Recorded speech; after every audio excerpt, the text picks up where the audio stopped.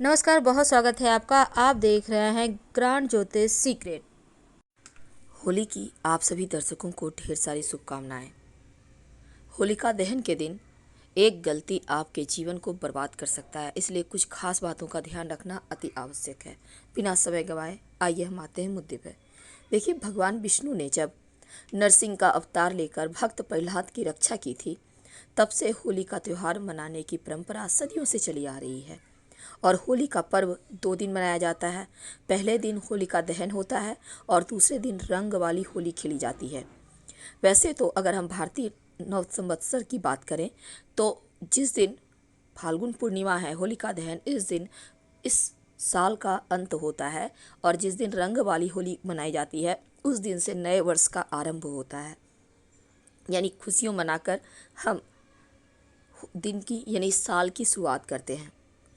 तो इस बार होलिका दहन 28 मार्च को है और होली 29 मार्च को, रंगों वाली होली। होलिका दहन के दिन कुछ खास प्रयोग, कुछ खास बातों का ध्यान रखना अति आवश्यक है, नहीं तो जीवन में परेशानी आ जाएगी। तो वो कौन सी बातें हैं जिसका ध्यान रखना चाहिए? सबसे पहली बात, होलिका दहन के दिन किसी को भी पैसे उधार देने की गलती ना करें, क्योंकि इस दिन रुपये पैसे का लेन देन करने से घर में पूरे साल धन की कमी आपको महसूस होगी, घर की सुख समृद्धि चली जाएगी। तो होलिका दहन की रात या दिन में पैसे किसी को उधार देने लेने से बचिए जहाँ तक संभव हो, क्योंकि धन बहुत ज़रूरी चीज़ है। लोग टोटके करते हैं, आपसे धन लेकर लोग टोटके करते हैं, भले ही 2 दिन बाद वापस कर दें, लेकिन आपके लक्ष्मी को आप वो प्राप्त करना चाहते हैं, आपके भाग्य को प्राप्त करना चाहते हैं, तो समझिए इशारा और किसी को भी ना दें। यदि किसी महिला का सिर्फ एक ही पुत्र है तो उसे होलिका दहन की अग्नि नहीं जलानी चाहिए, प्रज्वलित नहीं करनी चाहिए। लेकिन अगर किसी महिला को एक पुत्र भी है, पुत्री भी है, यानी 2 संतान हैं, तब होलिका दहन की अग्नि वो प्रज्वलित कर सकती हैं। इस बात का ध्यान रखिएगा। वैसे तो हर कोई नहीं करता है अग्नि प्रज्वलित, लेकिन छोटी छोटी जानकारियाँ बहुत काम की होती है, इसके आपको बेनिफिट ही मिलेंगे। होलिका दहन के दिन तमाम तरह के लोग टोने टोटके करते हैं, तांत्रिक क्रियाएं करते हैं। टोटकों के लिए प्रसिद्ध है होलिका दहन की रात। तो इस दिन सफ़ेद चीज़ मत खाइए, सख्त मनाही। यानी किसी का भी दिया हुआ बतासा है, मिश्री है, सफ़ेद मिठाई है, दूध है, भूल कर भी सेवन ना करें, क्योंकि सफ़ेद चीज़ों से नकारात्मक शक्तियाँ जल्दी आकर्षित होती है। इसलिए खीर, दूध, दही, बतासे कोई भी दे मत खाइए। कोशिश कीजिए अपने भी घर में ना खाने की। होलिका दहन के दिन इन चीज़ों का ध्यान रखिएगा तो बढ़िया रहेगा। देखिए, होलिका दहन में क्या होता है ना, बहुत सारे लोग आम के टहनी, बट वृक्ष के टहनी, पीपल के टहनी वगैरह जला देते हैं, लेकिन मत जलाइएगा, ये अशुभ माना जाता है, क्योंकि इन तीनों ही पेड़ों में नई कोपलें आती हैं, जलाना सही नहीं है। हाँ, आपको जलाना है, आप गुल्लड़ का पेड़, अरंडी का पेड़ की लकड़ी का इस्तेमाल कर सकते हैं।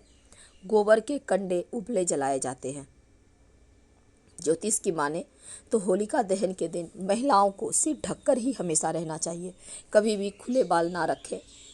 अब वे चाहे तो अपने पुत्र के दीर्घायु के लिए इस दिन उपवास भी रख सकती हैं, क्योंकि ऐसा करने से भगवान श्री कृष्ण की विशेष कृपा मिलती है और उनका पुत्र चिरंजीवी होता है, खूब मान सम्मान कमाता है।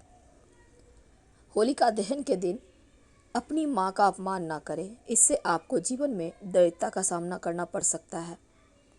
इस दिन अपनी माता को आप गिफ्ट वगैरह दें, उनके चरण स्पर्श करें। भगवान श्री कृष्ण की कृपा से आपके धन की स्थिति सुधरती चली जाएगी, उन्नति दिन ब दिन होती चली जाएगी।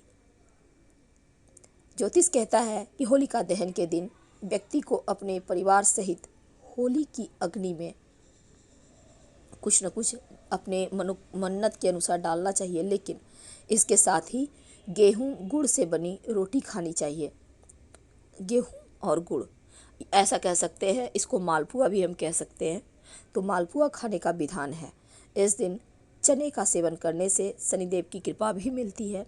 तो आप चने का बहुत तरह की चीज़ें बनती है, नहीं कुछ तो सब्जी बनाए, उसमें 2-4 दाने चने ही डाल दें, शनिदेव की कृपा बरसती है। तो ये छोटा सा प्रयोग जरूर कीजिएगा। होलिका दहन का शुभ मुहूर्त बार 17 मार्च 2022 को दोपहर 1:29 से शुरू होकर 18 मार्च दोपहर 12:47 तक रहेगा। और ज्योतिष के अनुसार होलिका दहन का मुहूर्त 17 मार्च को रात 9:20 से देर रात 10:31 तक का है, यानी होलिका दहन के लिए करीब 1 घंटा 10 मिनट का समय है। तो होलिका दहन की पूजा अगर समय पर हो जाए तो दुर्भाग्य और पीड़ा का सामना नहीं करना पड़ता है। तो इस बार 17 मार्च को पूर्णिमा है फाल्गुन माह की, और 17 मार्च 2022 को होलिका दहन। इस बार बहुत ही दुर्लभ मुहूर्त बना हुआ है, भद्रा की साया भी नहीं है। तो शूल योग में पूजा करने से आपको मृत्यु तुल्य कष्ट से मुक्ति पा सकेंगे आप, यानी बीमारियों से रक्षा होती है। तो घर पर आप अगर चाहते हैं तो घर पर भी कर सकते हैं, कोई दिक्कत नहीं है, लेकिन संभव हो तो वीरान स्थान पर जहाँ होती है वहीं पर करें।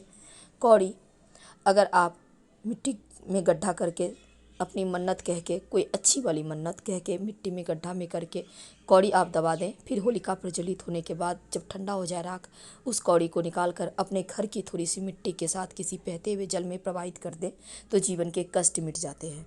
अच्छे स्वास्थ्य के लिए आप चंदन की लकड़ी होलिका के अग्नि में डालें, और अपना करियर, अपने रोजगार के लिए सरसों के दाने डालिए होलिका की अग्नि में। घर परिवार में सुख शांति हो, इसके लिए आटा या फिर जौ की बालियाँ डालिए होलिका की अग्नि में। मृत्यु तुल्य कष्ट से मुक्ति पाने के लिए काला तिल डालें अग्नि में। एक बात का हमेशा ध्यान रखिएगा, बहुत सारे लोग क्या करते हैं, कुछ भी उल्टे सीधे चीज़ डाल देते हैं, जैसे लाल मिर्च डाल देते हैं होलिका दहन की अग्नि में, या फिर नमक डाल देते हैं। तो ये सभी उल्टे पुल्टे चीज़ ना डालें, माँ जो होलिका है वो नाराज़ हो जाएंगी। जब भी डालें पवित्र वस्तु डालें। आप पूरी रजा बलाओं से मुक्ति पाने के लिए सरसों के दाने डाल सकते हैं, काला तिल डाल सकते हैं। तो चलिए हम जान लेते हैं इस होलिका दहन में क्या डालना चाहिए।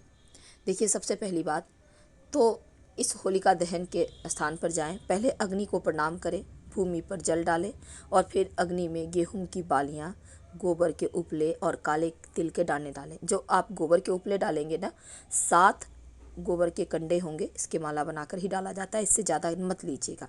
अग्नि की परिक्रमा कम से कम 3 बार कीजिएगा और फिर अग्नि को प्रणाम करके अपनी मनोकामना कहें, और होलिका की अग्नि की राख से स्वयं का और अपने घर के लोगों का तिलक जरूर करें। होलिका की अग्नि में क्या अर्पित करेंगे कि सब कुछ बेहतर हो जाए, खुशियाँ प्राप्त हो। सिंपल तरीके से जानते हैं।